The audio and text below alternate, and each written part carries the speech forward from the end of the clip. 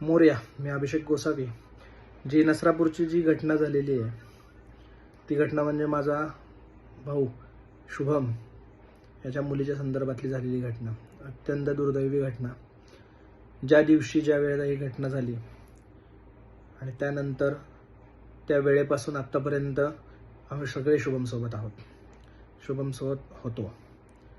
आणि हे दुःख फार मोठं आहे.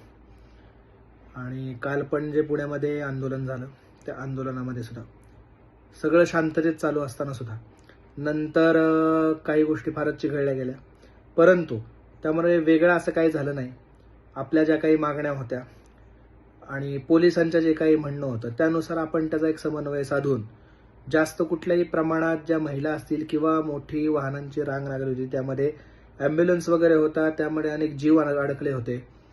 त्यामुळे आपण काही आपल्या मागण्या असतील त्या मान्य केल्या पोलिसांनी, आपण पोलिसांची काही अटी होत्या त्या मान्य केल्या आणि त्यानुसार आपण त्याची समाप्ती केली होती. परंतु आता सोशल मीडियामध्ये आपण जे काही बघतोय त्यामध्ये असं खूप काही निगेटिव्ह हे झालं जातंय की वडिलांना कॉलर धरून उठवलं किंवा हे आंदोलन हाणून पाडलं वगैरे. तर असं काही झालं नाहीये. सर्व जे काही समाज बांधव असतील, जी काही तिथे जमलेली सर्व लोक होतील, यांनी अत्यंत छान पद्धतीने हे आंदोलन केलं होतं.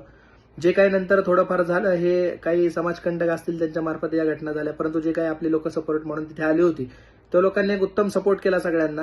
आणि त्या सगळ्यांचे मी शुभमच्या वतीने आभार मानतो की जो काही आपल्याला सपोर्ट केला त्याबद्दल. असाच त्यांचा तुमचा संपूर्ण सपोर्ट आम्हाला पुढे या लढ्यामध्ये लागणार आहे. तर सर्वांनी आम्हाला या सपोर्ट करा.